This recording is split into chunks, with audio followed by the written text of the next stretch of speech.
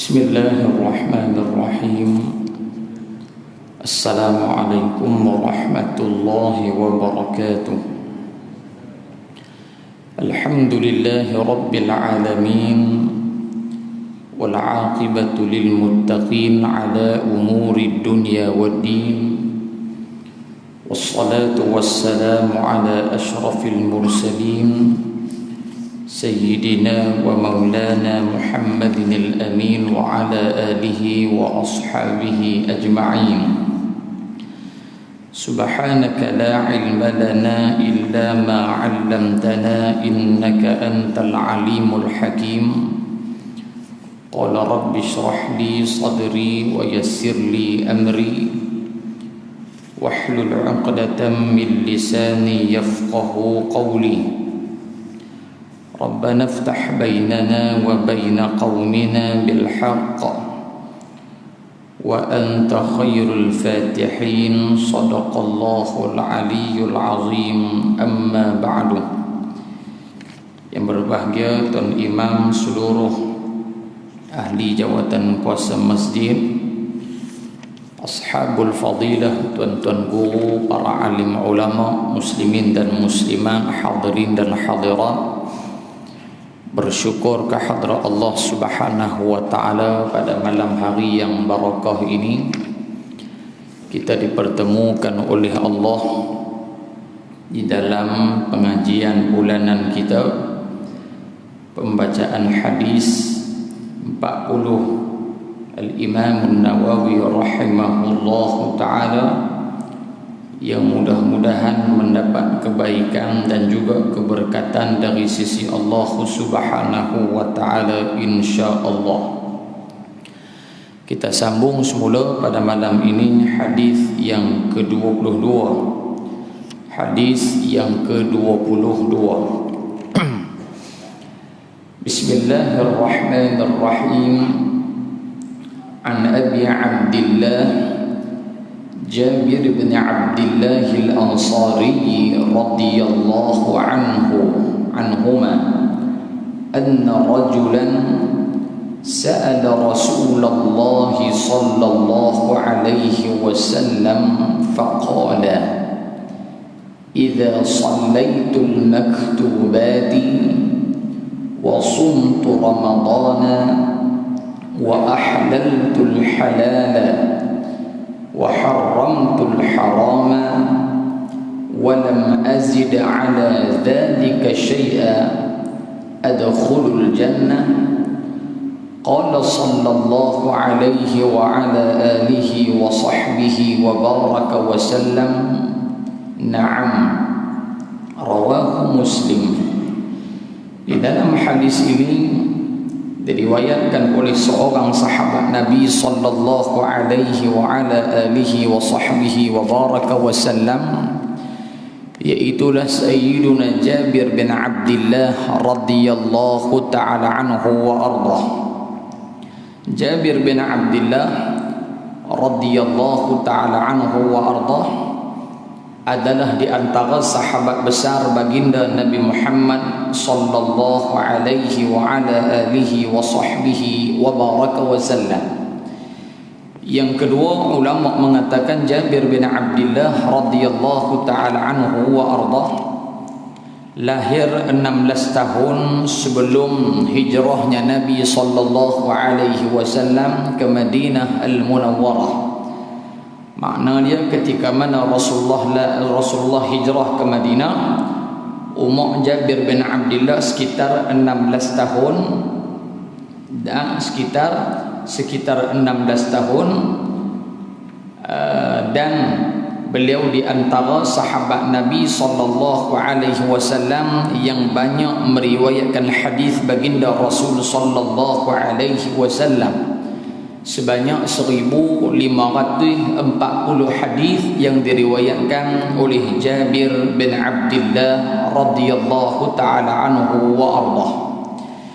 Yang seterusnya, Jabir bin Abdillah radhiyallahu taala anhu wa ardah, Allah Subhanahu wa taala menjadikan beliau dan ayah beliau di antara sahabat Nabi dia pun sahabat Nabi, ayah dia pun sahabat Nabi. Ayah dia nama Abdullah bin Amru bin Hiran. Abdullah bin Amru bin Hiran radhiyallahu ta'ala anhuma wa ardahuma. Satu ketika Jabir bin Abdullah radhiyallahu ta'ala anhu wa ardah, dia tanya Nabi sallallahu alaihi wasallam, ya Rasulullah, bagaimanakah hal keadaan ayah saya? Yang mana ayah Jabir bin Abdullah radhiyallahu ta'ala anhu wa ardah syahid di dalam peperangan Uhud. Ayah dia syahid dalam perang Badar.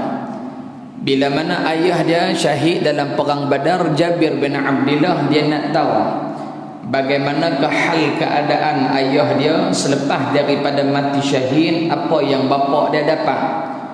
Kisah ni diriwayatkan dalam Sahih Al-Bukhari. Bila mana ditanya kepada Nabi sallallahu alaihi wasallam hal keadaan ayah dia, maka jawab Nabi sallallahu alaihi wasallam, wahai Jabir, ayah kamu sedang diberikan ataupun sedang mengecapi nikmat yang telah dijanjikan oleh Allah Subhanahu wa taala. Dan ayah kamu dia duk minta ke Allah kalau boleh nak bagi periduk dia sat. Maksudnya ayah kamu berada di alam barzakh, dia duk minta ke Allah, wahai Tuhan, kalau boleh bagi peluang sat ke aku hidup sat saja atas muka bumi, aku nak habaq dekat kawan-kawan yang tak mati syahid lagi, kat kawan-kawan hadu masih hidup lagi kena mati syahid macam aku juga. Kena mati syahid macam aku. Pasal apa? Pasal aku dah rasa dah benda yang telah dijanjikan oleh Allah Subhanahu wa taala. Bila mana ditanya kepada Nabi sallallahu alaihi wasallam tentang hal keadaan ayah dia ni, maka turun firman Allah Subhanahu wa taala, wala tahsabanna alladhina qutilu fi sabilillahi amwata bal ahya'un 'inda rabbihim yurzaqun. Shadaqallahul azim. Bila Jabir bin Abdullah dia tanya keadaan pak dia ni mati ke lagu mana ke, maka turunlah ayat Allah Taala ni, wala tahsabanna alladhina qutilu fi sabilillahi amwata bal ahya'un 'inda rabbihim yurzaqun. Jangan kamu menyangka orang-orang yang mati pada jalan Allah Subhanahu wa taala itu mati, tetapi mereka diberikan rezeki, yakni diberikan nikmat oleh Allah Subhanahu wa taala. Cuma kamu saja yang tak tahu, kamu saja yang tak rasa, melainkan mereka saja yang rasa. Bila mana diceritakan hal keadaan ayahnya, maka Jabir bin Abdullah radhiyallahu taala anhu wa ardah dia berasa lega, dia berasa puas hati pasal Nabi bagi jawapan yang tepat, Nabi bagi jawapan yang ada dalil daripada Quran, yakni daripada firman Allah Subhanahu wa taala. Yang kedua disebutkan oleh ulama, di antaranya disebutkan dalam kitab Safahat min Sabril Ulama ala Syada'id wa Tahsilil Ilm, karangan Al-Imam Abdul Fattah Abu Ghuddah rahimahullahu ta'ala. Dan saya yakin, saya rasa pernah sebut dah di masjid ni, tak apa masjid lain. Jabir bin Abdullah selepas daripada kewafatan Nabi sallallahu alaihi wasallam, apa yang berlaku? Dia duduk di Madinah Al-Munawwarah, tiba-tiba ada sahabat Nabi sallallahu alaihi wasallam bagi tahu, wahai Jabir, sesungguhnya ada seorang sahabat Nabi sallallahu alaihi wasallam yang dia dengar satu hadis ketika hayat Rasulullah, dia hafal satu hadis Nabi sallallahu alaihi wasallam. Maka tanya Jabir bin Abdullah, wahai sahabat, di mana lelaki yang kamu maksudkan, yang kamu kata dia hafal hadis Nabi itu, dia duduk tang mana lah ni? Maka dijawab oleh sahabat ini, dia duduk di sekian-sekian tempat. Maka dalam riwayat tersebut kata Jabir bin Abdullah, fashtaraitu ba'ira, fashadattu rihlati, dan bila mana aku dengar sahabat ni bagi tahu yang seorang ni hafal hadis Nabi, tindakan aku yang pertama fashtaraitu ba'ira, aku pun beli haiwan tunggangan. Mungkin dia beli kuda, mungkin dia beli unta, haiwan tunggangan lah. Fashadattu fi rihlati, dan aku bersusah payah, dan yakni lepas aku beli haiwan tunggangan, aku pun siap-siap barang, siap pakaian, makanan dan sebagainya. Fashadattu fi rihlati, maka aku pun memulakan permusafiran aku. Yang permusafiran itu dia fashadattu, menyebabkan apa? Jadi payah, permusafiran yang jauh, permusafiran yang sukar, dalam keadaan berjalan di tengah padang pasir yang tak tahu apa lagi nak main, maka aku pergi juga. Maka ketika itu kata Jabir radhiyallahu taala anhu wa arda, aku pun sampai di bumi Syam. Syam ni Jordan, Palestin, Syria lah. Nah, kalau dah ni kita kata Syria. Aku sampai di Syam, dan faqultu lil bawwab, dan aku berkata kepada tukang yang menjaga pintu, al-bawwab, pak gad hak jaga pintu tu lah. Baik, pak gad hak jaga pintu, pasal apa dia pergi tanya, dia pergi habaq kat pak gad hak jaga pintu tu? Kerana lelaki yang dia duk cari itu rumah dia ada pak gad. Sebelum nak masuk rumah kena rumah dengan pak gad tu. Barangkali sahabat ini orang yang kaya, orang yang besar di bumi Syam. Faqultu lil bawwab, aku pun bila sampai depan rumah dia, aku pun habaq dekat pak gad dia, habaq kat dia. Jabir duduk depan rumah dia, Jabir duduk depan pintu rumah dia, habaq kat tuan hang. Maka pak gad ni pun masuk dalam rumah, pergi bagi tahu, wahai Jabir, wahai tuan, sesungguhnya ada seorang lelaki namanya Jabir duduk depan rumah tuan, duduk depan pagar tuan. Maka kata sahabat ini, adakah Ibnu Abdillah itu, adakah itu anak kepada Abdullah, yakni adakah itu Jabir bin Abdillah radhiyallahu anhu? Maka jawab pak gad ni, dia kata na'am, Jabir bin Abdillah, itu Jabir bin Abdillah duduk depan rumah tuan. Siapa lelaki ni tuan-tuan? Yang dimaksudkan nama dia Abdullah bin Unais radhiyallahu taala anhu wa arda. Sahabat yang dia main cari ni nama dia Abdullah bin Unais, duduk di Syam. Lepas Nabi wafat, dia pergi duduk di Syam, merantau menyebarkan dakwah.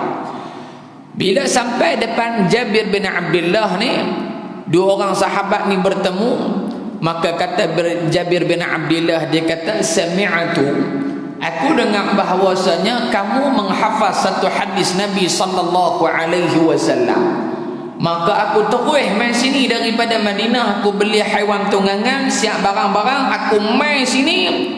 Dalam tempoh perjalanan sehala 1 bulan perjalanan, sebulan perjalanan daripada Madinah pergi ke Syam naik haiwan tunggangan. Pasal apa aku sanggup buat? Fakhashitu an amuta aw tamuta qabla sami'tul hadis ar-Rasul sallallahu alaihi wasallam.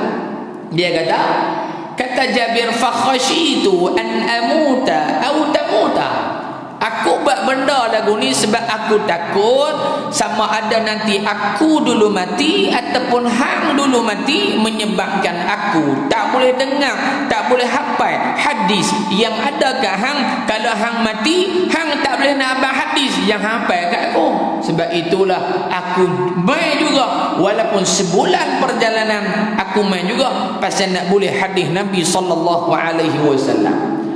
Faqala, maka berkata Abdullah bin Unais radhiyallahu anhu, sami'tu Rasulullah sallallahu alaihi wasallam yaqul, aku mendengar Nabi Muhammad sallallahu alaihi wasallam bersabda. Mafhumnya, sesungguhnya manusia akan dihimpunkan pada hari akhirat dalam keadaan bertelanjang dan dalam keadaan tidak mempunyai apa-apa.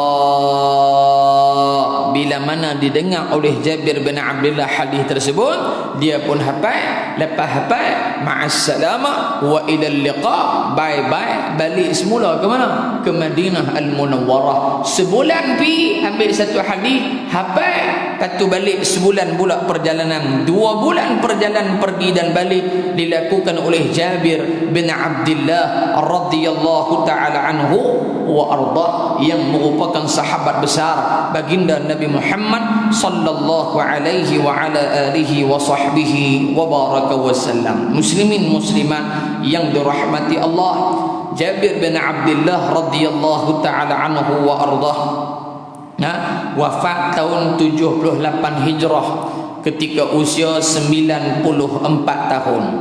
Tahun 78 Hijrah ketika usia 94 tahun. Tuan Dr. Mahathir tua lagi, 97 berapa? 4 tahun lagi champion. Jadi ini ni'man umur yang diberikan oleh Allah Subhanahu wa taala. Baik, daripada Abi Abdullah kita sebut dah, dia panggil kunyah. Kunyah ni gelaran. Kunyah dimulai dengan Abu, Ummu, Ammu, dinamakan kunyah. Laqab dinisbahkan kepada keturunan dia Al-Banjari, dinisbahkan kepada pekerjaan dia Al-Khayyat, tukang jahit, Al-Haddad, tukang besi, nisbah kepada mazhab dia Al-Syafi'i, Al-Maliki, Al-Hanafi, Al-Hambali, nisbah pada mazhab dia, ataupun nisbah pada negeri kelahiran dia Al-Qadahi, Al-Binanji, As-Salanjuri dan sebagainya, ataupun nisbah kepada tempat pengajian dia. Apa dia? Contohnya mengaji di Mesir, Al-Misri, Al-Azhari, Al-Hadrami, Al-Yamani dan sebagainya. Itu dia bagi laqab, gelaran nisbah kepada tempat lahir dan sebagainya. Kunyah dimulai dengan Abu, Ummu, Ammu dan seterusnya lah.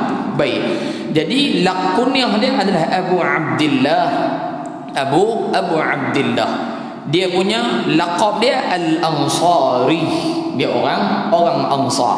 Orang Ansar yang asalnya adalah daripada Madinah Al-Munawwarah. Al-Ansar diambil daripada kalimah nasrun, yakni pertolongan. Al-Ansar mereka yang menolong. Tolong siapa? Tolong Nabi Muhammad sallallahu alaihi wasallam dan menolong para sahabat daripada kalangan muhajirin yang berhijrah daripada Makkah ke Madinah Al-Munawwarah. Baik, daripada Abi Abdullah Jabir bin Abdullah radhiyallahu taala anhuma, anna rajulan, bahwasanya seorang lelaki. Siapa lelaki di sini? Wallahu a'lam. Lelaki yang tidak disebut nama dia di sini. Seorang lelaki bertemu dengan Nabi sallallahu alaihi wasallam, sa'ala dan bertanya. Baik, di sini nak ajak kepada kita, pada zaman Nabi sallallahu alaihi wasallam semua permasalahan tentang agama akan ditanya terus kepada baginda Nabi Muhammad sallallahu alaihi wasallam. Apa yang nak diajarkan dalam hadis ni?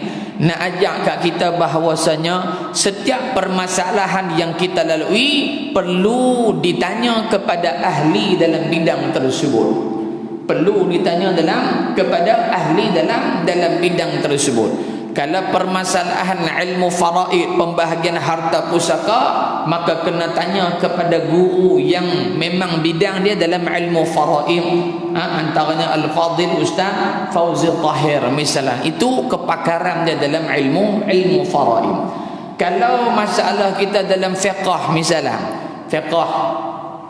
dalam fiqh pula tak semua orang dia mahir belaka dalam bab fiqh. Ada tok guru hak mahir semua bab, tetapi bila main bab haji ni dia tak apa nak faqih sangat. Bukan dia tak erti, tapi dia tak apa nak menjadi rujukan sangat dalam bidang fiqh, dalam bidang haji, dalam bidang umrah. Maka ditanya kepada pembimbing haji, pembimbing umrah yang diiktiraf keilmuan dia dalam bidang tersebut. Tanyalah bab tu. Sekiranya ada masalah dalam bab tauhid, tanya tok guru yang duk ngajak bab tauhid. Nah, ustaz-ustaz hak ngaji pondok lama-lama ngaji dekat 3-4 tahun celuk tak jadi. Nah, ngaji pun tak ada habis pun. Nah, apa tu dah abang kata ngaji pondok kena dia 3 bulan dia. Dah dia mengaji harfun ila harfin, satu huruf ke satu huruf. Dia mengaji kitab Misbahul Munir, dia mengaji kitab Baqaratul Amani, dia mengaji kitab-kitab turas hak lama, dak pun kitab-kitab turas yang dimodernkan dalam bahasa Arab. Tanya kepada ahli dia, fasalu ahlal dzikri in kuntum la ta'lamun. Bertanyalah kamu kepada orang yang ketahui, orang yang ahli, orang yang pakar, sekiranya in kuntum la ta'lamun, sekiranya kamu tidak mengetahui. Itu dua. Yang ketiga, nak ajak apa kat kita tuan-tuan? Nak ajak kepada kita, terutamanya para asatizah, ustaz lah. Nah, bila mana orang tanya satu-satu masalah yang tak tahu, habaq tak tahu. Ni amanah dalam ilmu. Bila orang tanya, ustaz apa sekian-sekian hukum, saya tak apa faham lah, hukum boleh ke tak boleh? Wallahu a'lam, saya tak tahu, tanya pada guru yang tahu. Selesai masalah. Nah, jangan semua benda dia nak ulas. Dia mengaji bab syariah, dia khususam dalam ijazah sarjana muda syariah, tapi nak pergi bicara bab falsafah Yunani, tak kena. Hang kena masuk bidang dia lah, bidang kuliah usuluddin, qismul aqidah wal falsafah. Mengajilah bab tu. Nah, dia mengaji usuluddin, duk pergi syarah bab usul fiqh pula ke orang. Tak boleh. Dia kena mengaji bab tu dulu, barulah dia pergi cerita ke orang. Kerana apa? Akhir zaman ni semua nak buat palata. Dia hebat sikit, dia masyhur sikit, masuk televisyen dan sebagainya, semua benda nak ulas dia reti belaka. Dia reti belaka. Dak, ilmu Allah Taala ni luas. Apatah lagi bila melibatkan hukum hakam, perlu diteliti, perlu disemak semula, perlu dimuktamadkan daripada orang yang memang kepakaran dia dalam bidang tersebut. Jangan duk semua benda nak ulah, hak nu nak ulah, hak ni nak ulah, hak nu nak ulah. Tanya ustaz mengaji mana? Saya dulu mengaji pondok 2 bulan, tok guru halau, lepas tu pergi mengaji taklid. Semua celuk. Apa tu duk habaq kata alim. Tak kenal langsung. Sebab itu kena ada amanah dalam nuntut ilmu. Bahkan ini juga di antara kepentingan kita bertalaqi daripada guru, mengaji dengan guru yang betul-betul dalam bidang dia. Mengaji hadis, guru bidang hadis. Mengaji fiqh, guru bidang fiqh. Mengaji tasawuf, guru bidang tasawuf. Hukum tasawuf tak boleh campur dengan hukum fiqh, lingkup jahanam habis orang. Orang yang memang tenggelam dalam ilmu tasawuf, dia akan nampak dosa kecil tu ibarat bacang dosa besar. Ni orang dalam ilmu tasawuf. Dan tak boleh dimasukkan ilmu tasawuf ataupun hukum ilmu tasawuf masuk dalam hukum fiqh. Tak boleh. Kalau macam tu tuan-tuan, dia bercanggah. Tak boleh. Orang dalam ilmu tasawuf, bagi dia kalau hati ni tak ingat ke Allah, bagi dia syirik dah, bagi dia. Tapi adakah syirik yang betul-betul keluar Islam? Tak. Bagi dia kira dia tak ingat ke Allah, bukan hamba Allah. Ni ilmu tasawuf. Tapi kalau kita duk pergi habaq kat kawan, tak sah ni kawan duk main mengadu kat kita ni, tak sah ni aku terlupa berapa rakaat tah mayang, hang syirik dah ni. Mapuih kawan tu. Pening kepala dia. Pasal apa? Pasal cakap tak kena tempat. Dia lupa dalam ilmu fiqh, lupa rakaat. Nak kena jadi syirik ke? Tak jadi syirik mu tambah rakaat sajalah. Ataupun ada benda yang terlupa, tertinggal dan sebagainya, sujud sahwi sudah, tak jadi masalah. Tapi bila dicampur adukkan antara tasawuf masuk pergi main tang fiqh, akhirnya selaru masyarakat. Kerana apa? Kerana dia yang tukang cakap, dia mengaji tak dengan, bukan dengan guru yang ahli dalam bidang tersebut. Jadi kena talaqi, musyafahah, baca depan guru satu. Tak faham ibarat, guru akan terang, guru akan syarah supaya hak kita duk rasa betul, sebenarnya benda tu tak betul. Ini ilmu dalam kita bertalaqi, dia panggil ilmu kasbi, kena cari. Ilmu ni dia kena cari. Maka lelaki ini mai tanya Nabi sallallahu alaihi wasallam, satu orang lelaki mai, anna rajulan sa'ala Rasulullah sallallahu alaihi wasallam, dia mai tanya Nabi, ya Rasulullah sallallahu alaihi wasallam, faqala, dia kata apa? Ara'aita, apa pandangan kamu wahai Rasulullah?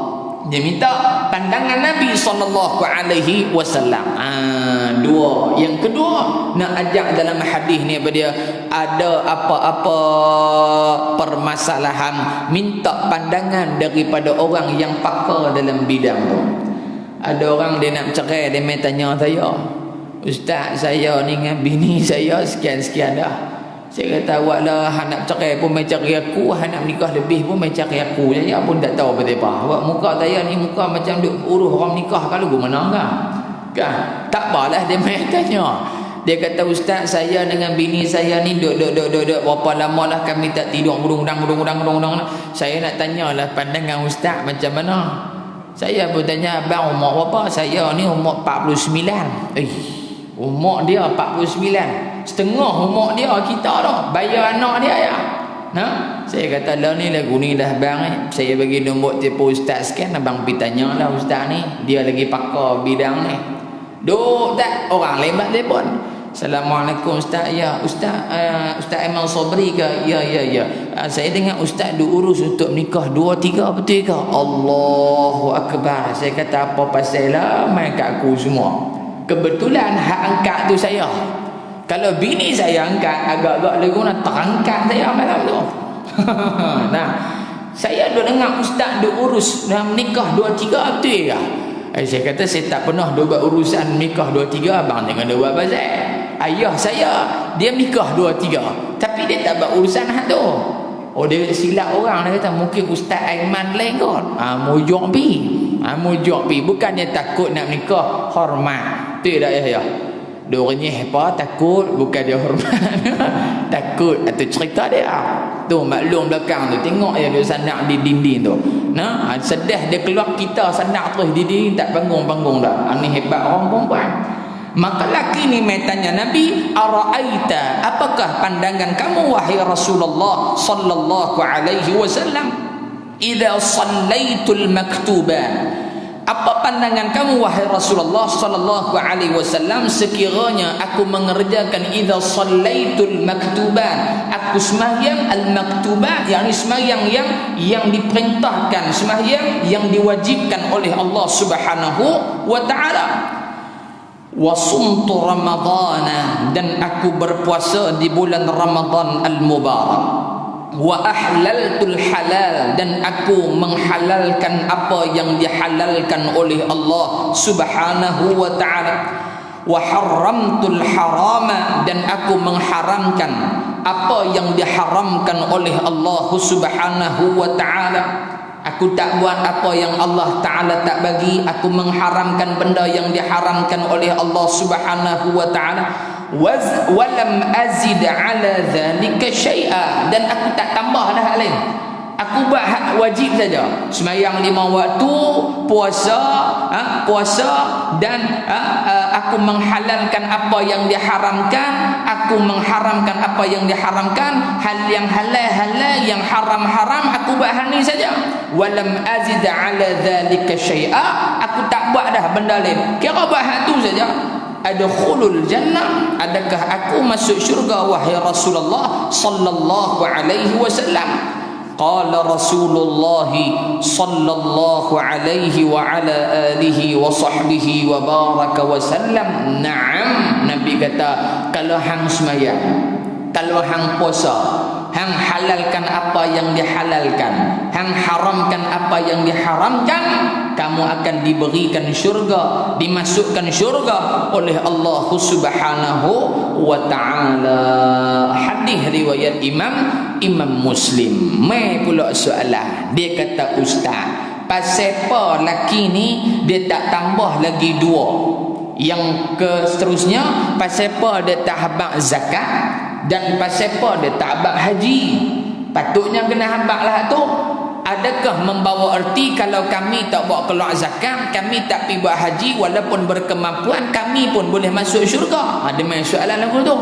Maka para ulama mengatakan bahawasanya ketika mana lelaki ini bertanyakan kepada baginda sallallahu alaihi wasallam, ketika waktu tersebut belum lagi difardukan kewajiban mengeluarkan zakat dan belum lagi difardukan kewajiban untuk melaksanakan ibadah haji di Baitillahil Haram. Satu pandangan. Pandangan yang kedua, ulama mengatakan kebarangkalian lelaki ini seorang yang fakir miskin. Bila dia fakir, dia tak termasuk dalam golongan hak kena bawa keluar zakat, bahkan dia termasuk dalam asnaf hak boleh terima zakat. Faham tak? Maka dia tanya benda hak tiga hak dia boleh buat ke nak? Ke hang miskin ke hang kaya ke semayang tetap kena semayang. Tak ada orang kaya wajib semayang, hak miskin tak payah semayang. Tak, semayang semua golongan wajib semayang. Puasa, hang kaya, hang miskin wajib semayang, wajib puasa. Tak ada pengecualian, melainkan ada kemudaratan ataupun keuzuran yang dibenarkan oleh syarak, dia tak puasa. Hak tu bab lain. Tapi hakikat asal hukum berpuasa semua wajib puasa. Dua. Yang ketiga, menghalalkan apa yang dihalalkan, mengharamkan apa yang diharamkan. Ini tidak ada pengecualian daripada Allah Subhanahu wa taala. Hang ustaz pun sama, hang bukan ustaz pun sama, hang masuk ilmu tasawuf hang sama, hang tak masuk ilmu tasawuf pun sama. Maka di sini nak bagi tahu kepada kita, ada golongan manusia yang mengatakan bila mana kita sudah tenggelam dalam ilmu tasawuf, maka sudah tidak ada lagi sembahyang bagi kita. Tak ada dah. Cukup sekadar Allah, Allah, Allah, Allah, Allah, Allah, Allah, Allah, Allah, Allah, Allah, tak payah sembahyang. Cukup la ilaha illallah, la ilaha illallah, la ilaha illallah, la ilaha illallah. Sehari 10,000 kali ada, tak payah sembahyang dah. Zikir menggantikan sembahyang, tak ada. Maka hadis ini menjawab juga bahawasanya sembahyang, puasa, benda yang dihalalkan oleh Allah, benda yang diharamkan oleh Allah, tidak ada pengecualian. Semua umat Nabi Muhammad yang beriman, yang Islam kena buat benda ni, tidak ada pengecualian. Sebab ada juga golongan-golongan yang sesat yang mengatakan tak payah sembahyang. Pasal apa tak payah sembahyang? Kita dah duduk maqam fana dah. Satu. Yang kedua, kita tak payah sembahyang. Kalau sembahyang pun bukan nampak Allah Ta'ala. Pula dah. Nah, ni belah pining enggak Belah pining jugalah geng-geng ni kan. Kita tak payah sembahyang, kita tak payah hang sembahyang bukan hang nampak Tuhan pun, buat apa hang sembahyang? Sia-sia ya. Nah, hang sembahyang pun bukan hang nampak Tuhan pun, sia-sia tak payah sembahyang, baik tak payah sembahyang. Hang zikir lagi bagus, dapat gak pahala daripada buat benda hak kita pun tak nampak benda tu. Maka di dalam hadis ini baginda sallallahu alaihi wasallam bagi tahu kat kita tidak ada pengecualian dalam halal haram, puasa dan juga sembahyang. Semua orang yang beriman wajib melaksanakan perintah Allah Subhanahu wa taala. Jadi sebab yang pertama lelaki ni tak kata zakat dan haji, kerana yang pertama ulama kata waktu dia tanya, tahun yang dia tanya, tidak difardukan lagi kewajipan zakat dan tidak difardukan lagi kewajipan haji. Satu. Yang kedua, kerana kebarangkalian lelaki yang bertanya ini dia tidak termasuk dalam golongan yang diperintahkan Allah bawa keluar zakat dan juga mengerjakan ibadah haji di Baitillahil Haram. Muslimin dan muslimat yang dirahmati oleh Allah Subhanahu wa taala sekalian. Apa pengajaran dia dalam hadis ini tuan-tuan? Pengajaran dia antaranya disebutkan dalam kitab Al-Wafi, mengatakan bahawasanya pengajarannya apa? Lelaki ini dia mai tanya Nabi SAW dalam keadaan dia memang berazam dan beriltizam akan melaksanakan apa-apa yang diperintahkan oleh Allah Subhanahu wa taala sekadar kemampuan yang dia boleh buat. Dia boleh sembahyang, dia sembahyang. Dia boleh puasa, dia puasa. Dia boleh tinggal benda haram, dia tinggal. Dia boleh buat benda yang diperintahkan Allah, dia buat. Maka dia beriltizam dengan benda hak dia boleh buat. Perkemas sungguh-sungguh apa hak dia mampu buat. Dan dia nak ajak juga kat kita, jangan kamu duk rebut benda hak kamu tak mampu nak buat. Jangan duk pulun dengan benda hak tak mampu, kamu tinggal benda hak kamu mampu buat. Sebab itu semua amal ibadah yang kita buat ni semuanya atas pertolongan Allah Subhanahu wa taala hakikat dia. Tak ada atas diri kita, semua hakikat Allah Subhanahu wa taala. Nah, qudrah iradah. Nah, qudrah iradah yakni kekuasaan kehendak Allah Subhanahu wa taala. Kita ni ibarat apa? Ibarat benda yang Allah taala bergerak saja. Kita ni ibarat mainan lah. Hakikat yang menggerakkan kita Allah taala. Kita ni hanya apa? Hanya peralatan, pekakeh saja nak bagi benda tu jadi saja. Hakikat Allah Subhanahu wa taala. Kalau kita perasan waktu Tok Bilal bang, bang ke jalan terus, jalan terus no, jalan terus. Tok Bilal bang, bila Tok Bilal bang, awal-awal dia sebut bang, Allahu Akbar, Allahu Akbar. Kita jawab Allahu Akbar, Allahu Akbar, Allahu Akbar, Allahu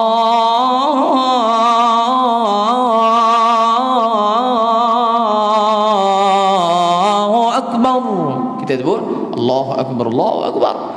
Asyhadu an la ilaha illallah, asyhadu an la ilaha illallah, asyhadu an la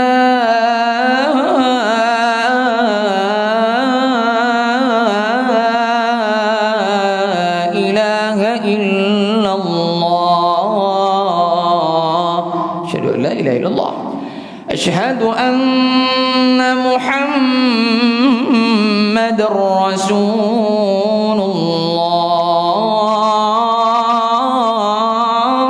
asyhadu anna Muhammadar Rasulullah, asyhadu anna Muhammadar Rasulullah,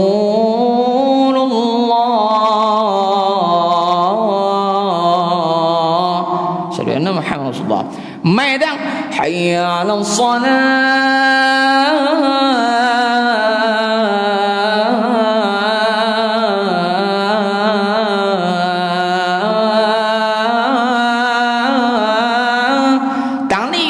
hayya 'alas salah. Kita tak apa? Kita tak jawab hayya 'alas salah, hayya 'alas salah. Dak, kita kata apa? La haula wala quwwata illa billahil aliyil azim. Hayya 'alas salah. La haula wala quwwata illa billahil aliyil azim. Hayya 'alal falah.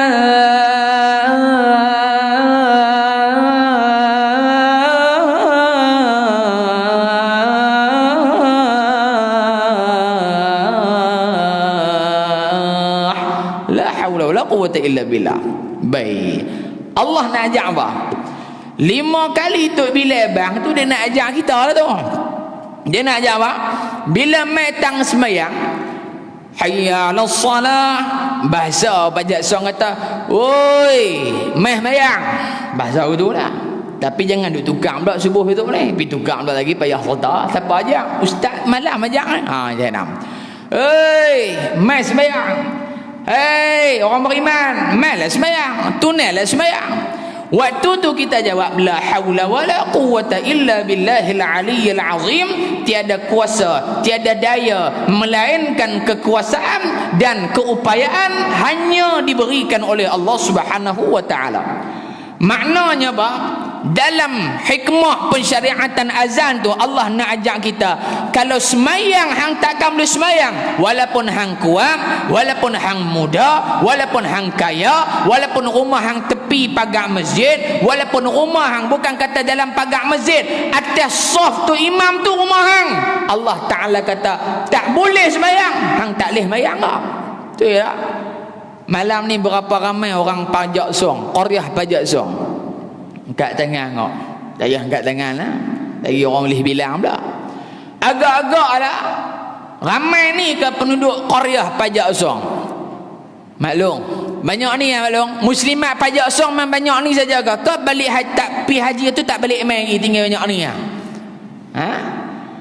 Berapa ramai Allah Ta'ala pilih boleh main semayang, boleh main mengaji, tak kira lah waktu bila pun dia boleh main masjid. Tak semua Allah Ta'ala pilih. Kerana apa? La hawla wa la quwwata illa billahil aliyyil azim. Mu nak semayang, mu nak beribadah apa pun, hatta mu nak pergi buka pilih ayat yang sejuk ayat dia tu, kalau hang tak ada kekuatan daripada Allah, hang nak buka pilih ayat pun hang tak boleh buka. Pasal apa? Allah tak bagi kat dia. Tapi Nabi sebut dalam hadis, antara golongan yang akan diberikan ganjaran yang besar oleh Allah, iaitulah isbaghul wudu fil makarih. Orang yang boleh menyempurnakan wuduk dia fil makarih, ketika mana waktu-waktu yang dia benci, antaranya waktu sejuk, waktu pagi payah nak makin tidur, waktu tu dia boleh mangkit Allahu Akbar 2 rakaat sebelum subuh. Siapa mampu melainkan Allah Ta'ala yang bagi. Tekah-tekah kita pun selejak. Nah, tu tak ada makin subuh tu, tekah-tekah kita pun selejak. Allahu Akbar. Mai sembahyang, ibadah, Allah ajak kita apa-apa ibadah aku hak bagi, aku tak bagi hang tak boleh buatnya. Dan Allah nak ajak kita boleh beribadah ni bukan nanti kuat, tak kuat pun boleh beribadah. Satu orang maklum di Ipoh ni, sahabat saya cerita, Ustaz Aizul Akmal.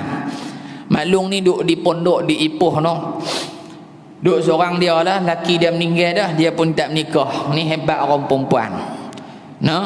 Suami dia mati puluh tahun dah tak menikah, ni orang perempuan hebat sungguh. Maklum di belakang tapi tak tahu kan lah. Kan? Tak tahu kan lah. Nah, kalau orang lelaki jangan tak boleh percaya hak main malam ni, tak boleh, termasuk hak cakap ni pula. Jangan kata orang lelaki ni tembang pilah kemas tak mana pun dia akan main juga. Ada satu orang maklum ni duduk di Ipoh no, duduk di pondok. Sahabat saya ni pun tanyalah dia, maklum amalan maklum apa dia kata amalan tak banyak Ustaz. Oh, duduk di pondok ni antaranya boleh semayang berjamaah 5 waktu cukup dengan kawan-kawan. Umur 80 tahun lebih lah. Umur 80 tahun lebih, adat kata ni 20 tahun duduk dalam kubur lah. Adat kata 60 tahun tu selamat jalan lah. Tapi bah Allah bagi panjang umur, kuat. Semayang 5 waktu. Lepas tu mengaji di pondok apa semualah. Yang kedua dia kata, Ustaz, Allah Ta'ala bagi kekuatan kamalung ni, dia nak habak kata tak semesti tua tak boleh buat, tak mesti muda boleh buat. 3 hari sekali khatam Quran, 3 hari khatam Quran, 3 hari khatam Quran, 3 hari khatam Quran. Ni Power Rangers mana bagi kuasa ke dia ni? Bukan Power Rangers, Allah Ta'ala bagi kekuatan kat dia. 3 hari khatam Quran. Baca baca pun tuan-tuan, kalau tak boleh ni juzuk tu pun dia mengak sampai boya lapang. Wah, satu macamnya. Baca lam yakunil ladzina kafaru tu ya Rabbi Ta'ala, panjang tak tanggalah. Tambah mayang subuh tu imam tarik lam yakunil ladzina kafaru min ahlil kitabi wal musyrikin munfakkin hatta ta'tiyahumul bayyinah. Dia kata beri panjang lagi nah habis ni. Allahu Akbar. Lam yakunil ladzina, maklum ni baca sehari 10 juzuk, 3 hari 30 juzuk khatam Quran. Ni siapa yang bagi ni? Allah lah bagi kat dia. Allah yang bagi kat dia. Umur 80, 3 hari sekali khatam Quran. Kita hak umur 20 nak boleh mengulang Quran sejuzuk sehari pun, ya Allah, macam gunung jerai duduk atas kepala punya berat nak baca. Tapi dia Allah bagi kat dia. Imam Ahmad bin Hanbal radhiyallahu anhu. Imam Ahmad bin Hanbal sebelum dia masuk penjara, anak dia sebut, bapa aku semayang sunat tiap-tiap malam tidak pernah kurang 300 rakaat. Dia pun 24 jam lagu kita juga. Bukannya zaman Nabi 48 jam, zaman kita 20 jam, 24 jam tak? Sama 24 jam. Imam Ahmad satu malam 300 rakaat tak pernah kurang semayang sunat dia. Dia kata betul ke cerita mohong, kami duduk mayang tarawih satu malam pun 23 rakaat pun tengah dekat pukul 11 baru habis tu 20. Cerita dia apa? Hang tak tak rasa hang tak tahu. Tu cerita dia. Tak kena kat kita tak tahulah. Tak kena kat kita tak tahu. Sebab tu ada nikmat hak boleh orang rasa dan ada nikmat yang orang tak boleh rasa. Nikmat apa boleh rasa maklum? Makan nasi sedap. Kita abang ni pi kedai cik abang tu dia punya gulai, kengnya gulai dia. Kita pi boleh rasa, boleh rasa.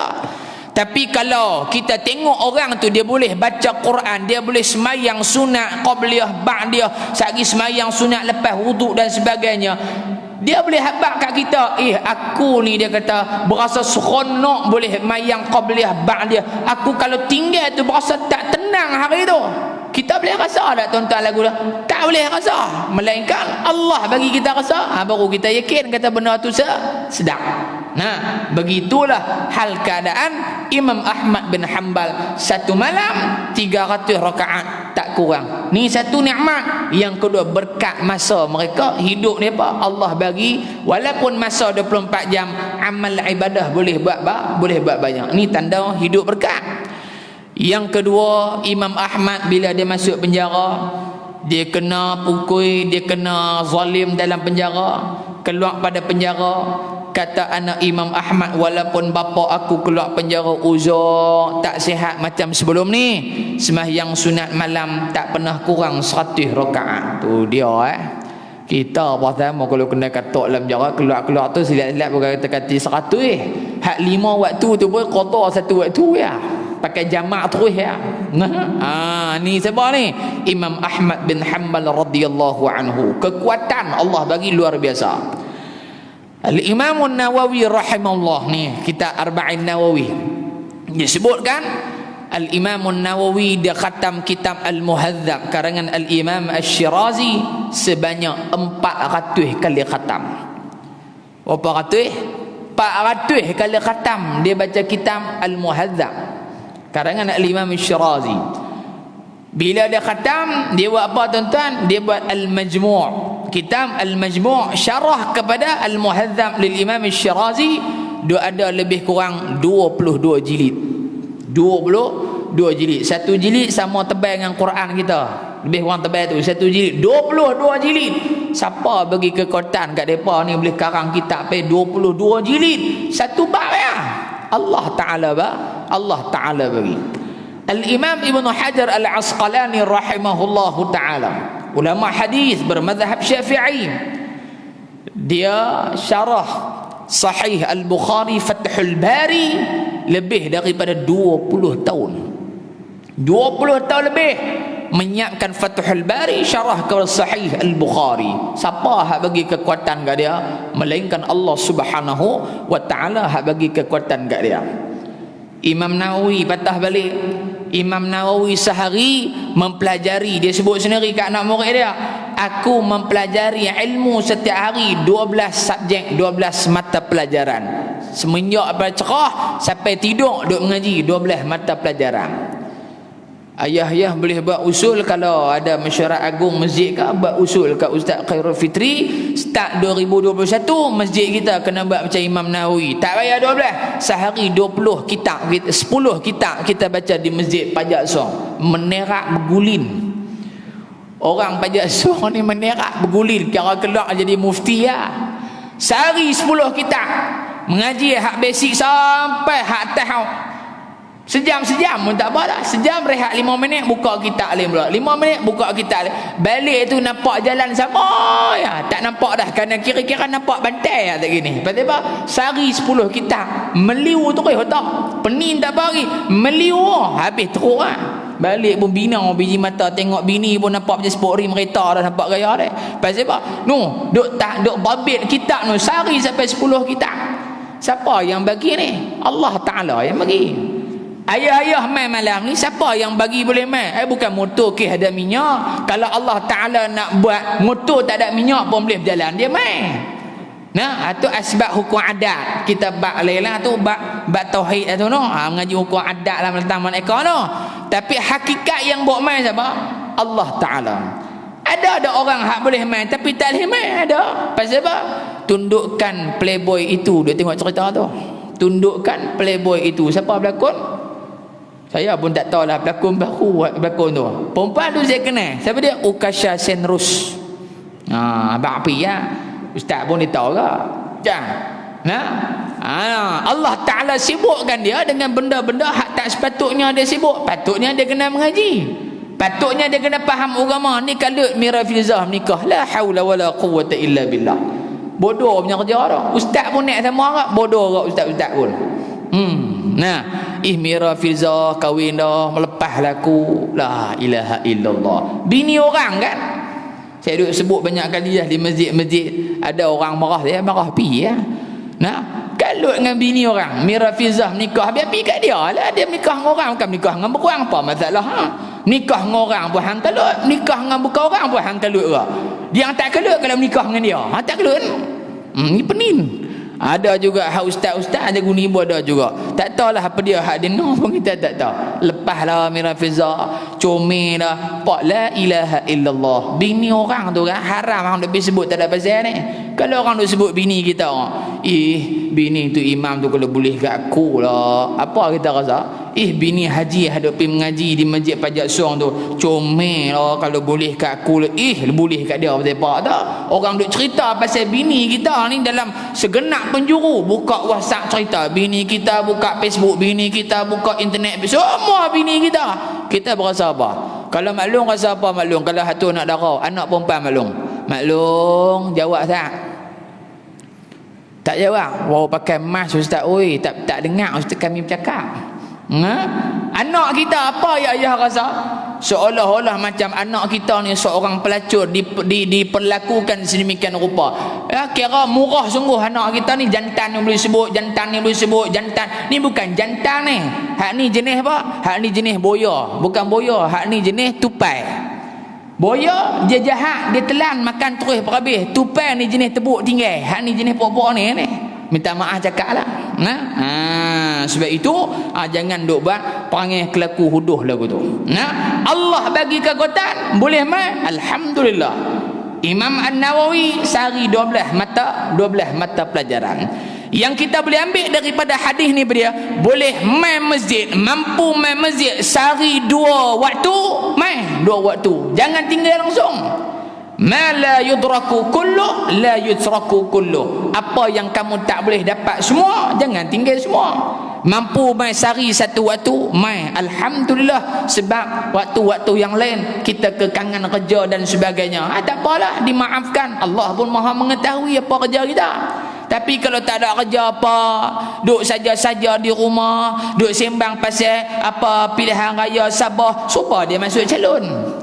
Dia cerita tu supaya dia menteri kewangan tu, di sini 4 bilion, di sini 10 bilion, tang ni 5 bilion. Dia duk makan di kedai tu, duk cemeh hak kawan punya. Hang makan pun balik hak kawan, hang duk cerita supaya menteri pula dah. Allahu akbar. Ni orang kita ni tuan-tuan, dia kerja politik tak habis-habis. Sampai tak tahu hala tuju ke mana, mengaji pun tak ke mana, apa pun dia tak tahu. Yang dia nak cari kepuasan dalam hidup dia. Maka hadis yang kita baca malam ni ibu-ibu, ayah-ayah yang dirahmati Allah, antaranya iltizam dan berazam. Kita nak buat apa hak kita dah buat, dan sekiranya kita mampu tambah dengan amalan-amalan yang lain, maka kita tambah. Muslimin dan muslimat yang dirahmati lagi dikasihi oleh Allah Subhanahu wa taala sekalian, yang terakhir perbincangan kita pada malam ni dia hadis ini nak ajak kita bahawasanya yuridullahu bikumul yusra wala yuridu bikumul usra.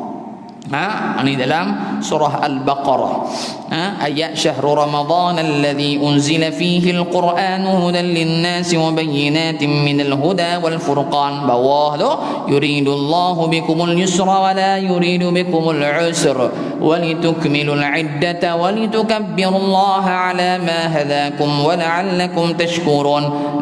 Allah Ta'ala nak ajak apa? Yuridullahu bikumul yusra wa la yuridu bikumul usra. Kami nak hak mudah dan kami tak mau hak payah-payah untuk hamba-hamba kami. Maknanya mau boleh sembahyang, mau boleh puasa, mau boleh tinggal haram, tinggal, mau boleh buat benda hak kami suruh buat.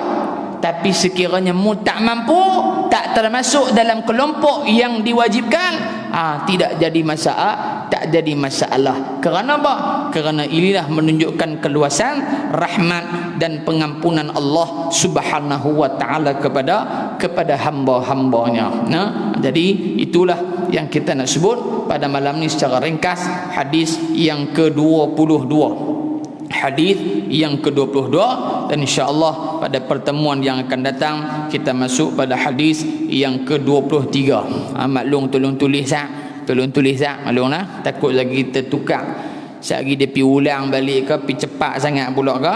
Hadis yang ke-23 pada bulan depan insya-Allah berkenaan dengan zikir. Berkenaan dengan zikir dan juga kebersihan dan sebagainya, kita akan sentuh pada bulan hadapan insya-Allah.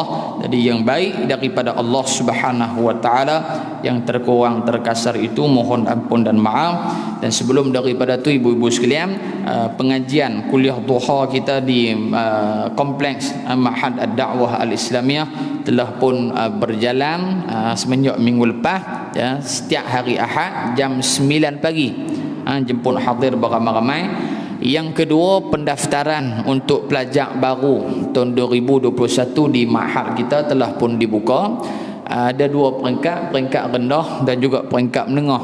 Peringkat rendah kita ambil daripada darjah 1. 6 tahun pra-tahfiz pintar. Kita lebih fokuskan kepada hafalan. Pasal budak-budak ni dia mengapai cepat. Selalunya darjah 4 dia akan khatam dah, akan habis dah juzuk 30 dan dia akan masuk juzuk 1. Alhamdulillah ada pelajar kita yang lah ni darjah 5 dah hafal 4 juzuk dah. Laju otak dia. Baru ni ada satu orang Pak Long, dia tanya saya, "Ustaz, sekolah Ustaz selain daripada umur tu boleh masuk tak?" Pasal apa? Pasal dia nak masuk ke. Umur berapa Pak Long? Saya ni umur 68. Allahu Akbar. Tak lagi kita tak ada tengok budak, duk tengok dia pula dalam pondok tu. Jadi sahabat ada Pak Long pi pondok lain lah. Pondok hak khas untuk warga mah ni senang. Kalau duduk dengan budak-budak ni faham-faham lah. Sekali dia sakit demam payah. Hak kedua pula budak-budak ni dia ceragah. Duk Pak Long main dukung kami saya, pakai kebah gitu lagi Pak Long tu. Nak boleh mengapai pakai tak boleh ngapai terus. Jadi itu peringkat rendah. Peringkat menengah, lelaki dan juga perempuan. Yang lelakinya kita khususkan kepada tahfizul Quran.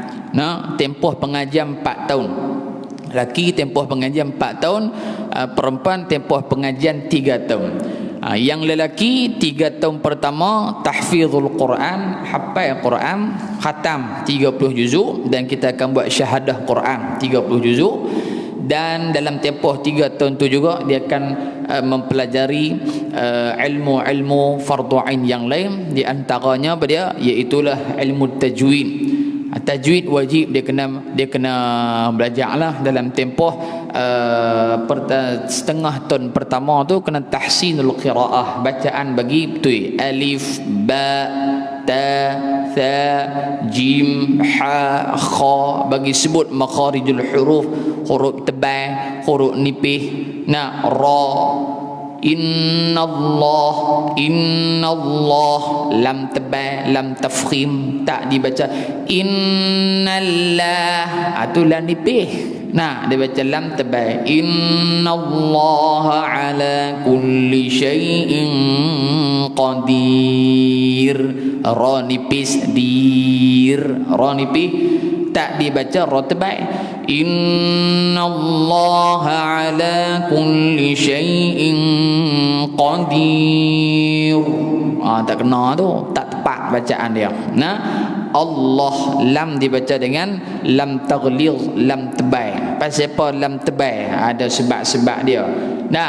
Pasal apa pada kalimah Allah tak dibaca dengan cepat, tapi dibaca panjang, 2 harakat, ada mat tu. Walaupun tak ditulis alif kecil tu. Kita Bismillah, Bismillah, lam tu panjang. Bismillah, 2 harakat. Kita tak baca Bismillah, Bismillahirrahmanirrahim. Tak, kita Bismillahirrahmanirrahim. Tak baca Bismillahirrahmanirrahim. Tak. Pasal apa? Tang lam, alif lam ha Allah lafzul jalalah tak diletakkan alif kecil, alif mat, tapi dibaca dengan ada mat. Mesti ada sebab. Maka kata para ulama membezakan antara 2 kalimah, kalimah Allah dan kalimah Allata. Allata ni maksud apa? Tok pekong hal disembah oleh musyrikin. Ejaannya sama. Afara'aitumul lata wal uzza. Allata ejaannya sama, alif lam lam ta marbutah. Allata. Nah, jadi nak membezakan. Maka benda-benda ni perlu kepada penerangan di peringkat awal supaya lepas tu dia baca clear, bacaan dia lancang dan juga tepat. 3 tahun selesai dia mengaji ilmu tauhid, dia mengaji ilmu fiqh, dia mengaji ilmu hadis, dia mengaji tajwid, bahasa Melayu dan juga Jawi. Bahasa Jawi ni walaupun orang Melayu tapi tak semua Melayu boleh tulis Jawi. Kita suruh tulis hospital, tulis hospital dalam Jawi. Dia tulis cikgu tu kena makan Panadol 4 papan. Pasal apa? Pening, tak tahu budak ni tulis hospital ke dia nak bagi aku masuk hospital, dia fikir hal dia tulis. Dah. Ni balik tulisan ibunda kita, orang Melayu, orang Islam Melayu kita. Nah, tempoh yang seterusnya tahun yang keempat iaitu takhassus, yakni pengajian kitab, talaqi kitab.